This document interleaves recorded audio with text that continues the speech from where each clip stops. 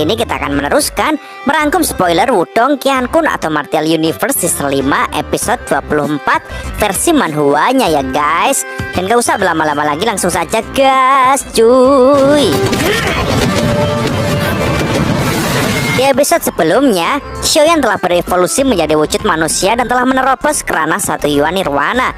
Lindong pun kini melanjutkan perjalanannya lagi, yaitu menuju kota rahasia kuno. Scene beralih di istana kuno. Terlihat di situ orang-orang mengantri untuk memasuki istana. Tiba-tiba saja seseorang pun berteriak, "Hei, bukankah dia itu Lindong? Kekaisaran Jurang Iblis telah menaikkan upahnya menjadi 1 juta pil nirwana. Belum lagi, dialah yang membawa kunci rahasia kuno." Lindong pun menjadi cukup terkejut dan berkata, 1 juta pil nirwana? Sepertinya Kekaisaran Jurang Iblis tidak sabar untuk menyingkirkanku. Dan tiba-tiba saja dari belakang muncul seorang yang menerobos antrian sambil berkata, "Menyingkirlah." Dan itu adalah pimpinan Kekaisaran Pasir yang berada di ranah nirwana. Dia pun tampak bersemangat dan berkata, "Hehe, semua pil nirwana dan kunci rahasia kuno milik Lindong akan menjadi milikku." Dan gruadak, tak disangka dia pun langsung dibuat tepar oleh Lindong guys. Lindong pun dengan tenang mengatakan kepada semua orang di situ, "Hei, siapapun yang mengincar kunci rahasia kuno milikku, jangan datang jika kalian lemah seperti dia. Aku tidak akan mengampuni semua orang seperti ini." Jelas hal itu membuat semua orang di situ pun jadi takut sama Lindong. Xiaoyan yang juga di situ pun berkata, "Lindong, ada banyak musuh yang kuat di sini menunggu untuk menerkammu. Kau akan memicu banyak masalah jika kau menunjukkan dirimu seperti ini. Ada pasukan lain yang telah memegang kunci rahasia kuno, yaitu Kekaisaran Purba, Kekaisaran Jurang Iblis, dan Kekaisaran Lembah Iblis. Lindong, tolong jangan berselisih dengan mereka." Lindong pun dengan tenangnya mengajak Xiaoyan untuk segera masuk, walaupun ia tahu mereka semua telah mendeteksi keberadaannya. Scene beralih di aula utama. Di situ sangat ramai, dan di atas panggung terlihat 3 orang yang duduk di singgasana. Di antaranya adalah Sikun, tahap 1 Yuan Nirwana, pemimpin Kekaisaran Jurang Iblis. Sambil memangku tangannya ia berkata, "Para pemegang kunci rahasia kuno, akhirnya kalian datang juga." Dan di situ ada Hongzong, pimpinan Kekaisaran Purba, yang juga berada di ranah 1 Yuan Nirwana. Di situ ia pun menyahut, "Oh, haha, aku ingin melihat siapa Lindong sebenarnya.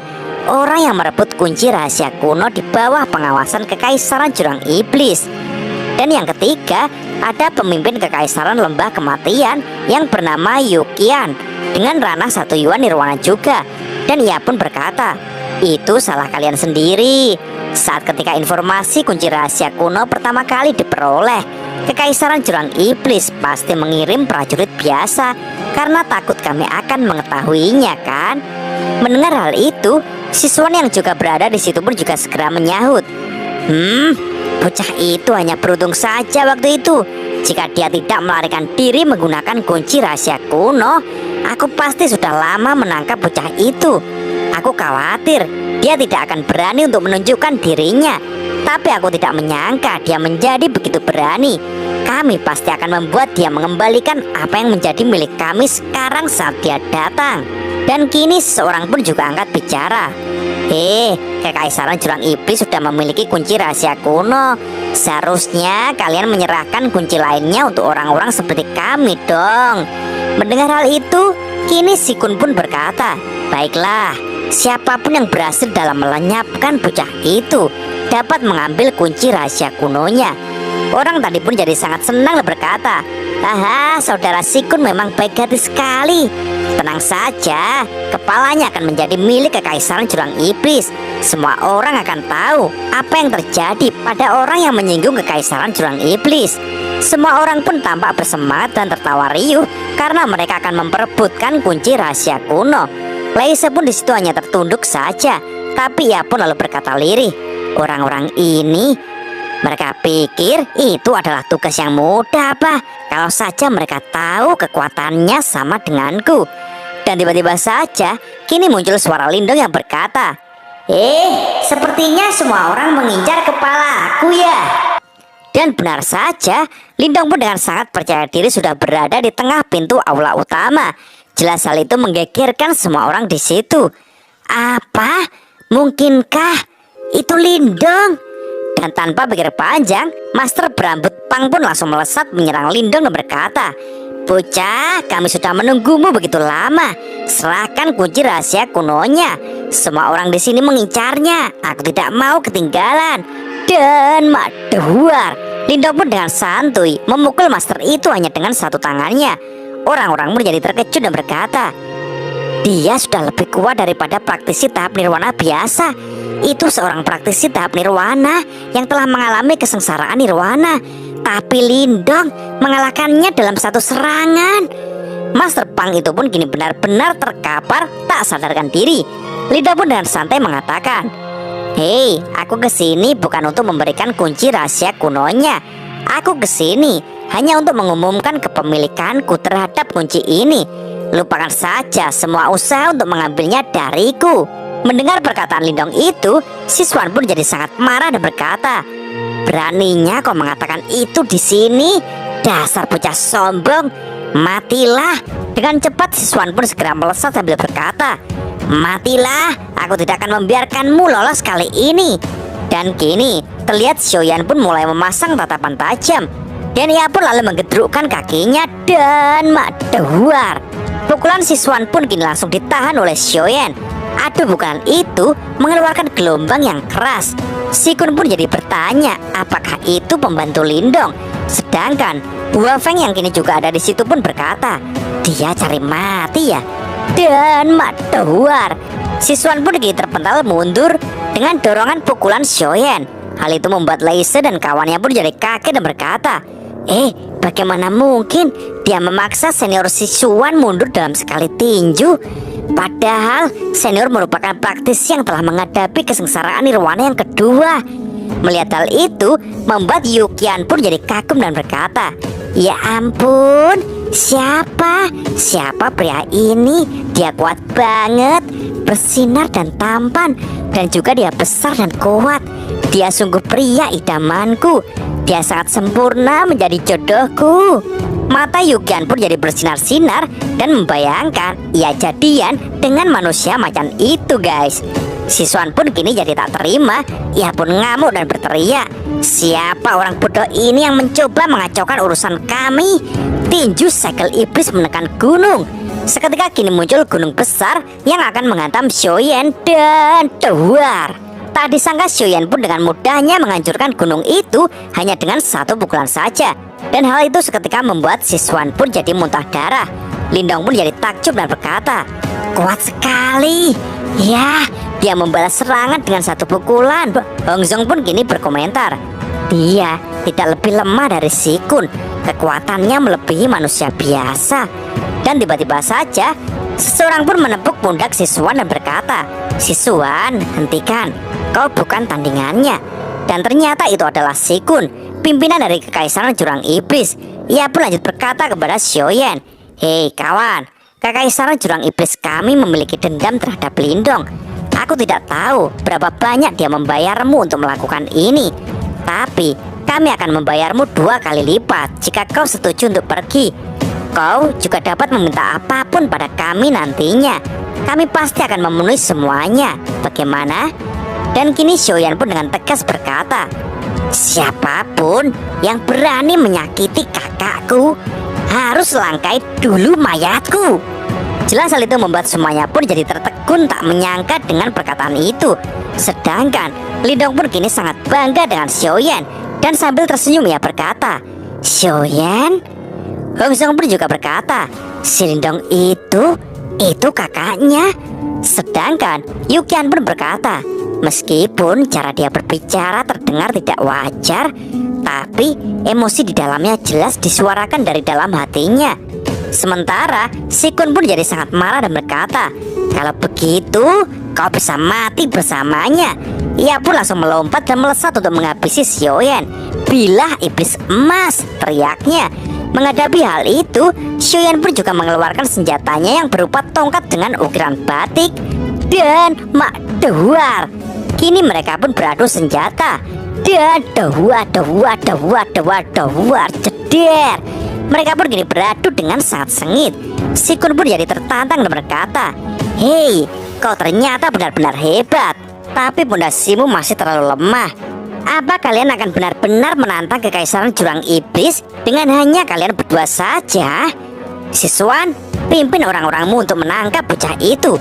Aku sangat ingin melihat apa yang akan mereka lakukan pada tahap ini." Siswan dan Laise pun dengan kompak menjawab, "Baik." Xiaoyan pun jadi sangat marah dan memukulkan tongkatnya ke tanah. "Siapapun yang berani melangkah maju, aku akan membunuhnya," ucapnya. Sikun pun menjawab, "Hei, kau tak pantas mengatakan itu." Dan dahar. Mereka berdua pun kini adu senjata lagi. Sementara kini Siswan dan gengnya pun berencana akan menyerbu Lindong dan berkata, "Lindong, mari kita lihat siapa yang akan melindungimu sekarang. Ayo serang." Hongzong yang melihatnya pun berkomentar, "Ada banyak orang yang membantu Siswan. Kekuatan Lindong sebagai master simbol surgawi tidak akan cukup untuk bertahan melawan mereka." Sedangkan Yukian pun berkata, "Tidak mungkin untuk mengaktifkan kemampuan melarikan diri dari kunci rahasia kuno ini." Dan kini Lindong pun dengan tenangnya menjulurkan telapak tangannya dan boneka roh darah. Boneka roh darah Lindong pun segera meluncur untuk melakukan serangan. Siswan pun hanya tersenyum dan menganggap kalau boneka Lindong itu hanyalah boneka yang lemah. Laise pun dengan cepat maju duluan sambil berkata, "Bahkan aku, Laise, dapat mengurusnya dengan mudah." Dan jeder. Tak disangka hanya dengan satu pukulan saja roh darah mampu melukai Laise. Siswan pun sontak jadi kaget karena ia baru tahu kalau boneka roh darah Lindong adalah boneka roh tingkat 1. Orang-orang pun jadi melongo dan berkata, "Apa? Dia hanyalah bocah dari kekaisaran tingkat rendah. Bagaimana dia bisa mengeluarkan kartu as lainnya?" Siswan pun hanya bisa marah-marah dan berkata, "Boneka roh miliknya berevolusi. Sialan, aku yang akan menangani boneka rohnya. Dan yang lainnya, serang Lindong." Ia pun segera melesat maju untuk menyerang. Dan dengan pedenya Siswan berkata, "Jangan salahkan aku karena bersikap kasar. Kau sendiri yang mencari kematianmu." Dan dahar. Siswan yang berencana memukul duluan kini malah boneka roh yang dengan cepat melancarkan pukulan-pukulannya. Sementara Lindong pun kini merilis sesuatu dan berkata, "Sekarang kesempatan yang tepat untuk mencoba formasi dunia kuno." Siswan pun masih dengan pedenya berteriak, "Mari kita lihat bagaimana kau bisa melarikan diri dari ini." Lindong pun dengan tenang menyahut, "Melarikan diri? Telapak menelan esensi besar." Dan kini kekuatan Siswan dan Lindong pun akan beradu. Orang-orang pun berkomentar, "Lindong belum mencapai 1 Yuan master simbol surgawi. Itu tidak akan cukup kuat untuk melawan Siswan." Dan jebret. Kekuatan Lindong pun kini mengenai Siswan dengan telak, membuat Siswan pun terlempar dengan keras dan muntah darah. "Siswan!" teriak Sikun. Kedua pemimpin kekaisaran pun hanya bisa melongo dan berkata, "Tampaknya ada yang tidak beres dengan kekuatan Lindong. Kemampuan untuk melukai Siswan pada tahap ini bukan prestasi yang bisa dicapai oleh siapapun." Dan benar saja, Siswan pun kini mengerang kesakitan dan hanya bisa berteriak, "Jangan menyentuhku. Ada yang tidak beres dengan kekuatan Yuan bocah itu." Siswan pun masih terus mengerang kesakitan karena kekuatan hitam yang ditembakkan Lindong masih menyelimuti tubuh Siswan dan terus menekan tubuhnya. Sikun pun segera bertindak untuk menghilangkan efek itu. Lindong pun hanya tersenyum dan berkata, "Bahkan jika dia seseorang yang sama kuatnya dengan Sikun, dia masih akan benar-benar kelelahan untuk menghilangkan asap pekat abu-abuku ini." Dan kini asap itu pun mulai mereda. Akan tetapi Siswan pun tampak lemas dan kesakitan. Orang-orang pun kini jadi berteriak, "Dia benar-benar telah mempermalukan kekaisaran jurang iblis. Insiden ini pasti akan menyebar bagai api ke seluruh wilayah. Lindong terlalu kuat. Siapa yang berani menentangnya sekarang?" Lindong pun kini berkata kepada Sikun, "Jadi seperti ini ya kemampuan kekaisaran jurang iblis." Sikun yang kesal pun berkata, "Bocah, kau pikir aku benar-benar tidak bisa berurusan denganmu?" Lindong pun menyahut, "Coba saja kalau begitu." Dan kini tiba-tiba saja Hongzong pun angkat bicara, Saudara Lindong. Hei kawan, ini hanya salah paham. Apa gunanya membuat keributan? Harta karun kuno akan dapat diakses dalam beberapa hari ini. Kalian adalah pemegang kunci rahasia kuno. Jika ada yang tidak beres sekarang, tidak ada seorang pun di sini yang akan memasuki harta karun kuno. Apa kalian akan terus membuat keributan? Yukian pun juga menyahut, banyak kekaisaran tingkat tinggi telah tertarik ke sini karena harta karun kuno. Bahkan beberapa dari mereka sulit untuk dihadapi. Untuk mendapatkan apapun dari harta karun kuno, bekerja sama selalu lebih baik daripada berkonflik satu sama lain. Yukian pun jadi merasa senang karena ia melihat Xiaoyan yang juga melihatnya.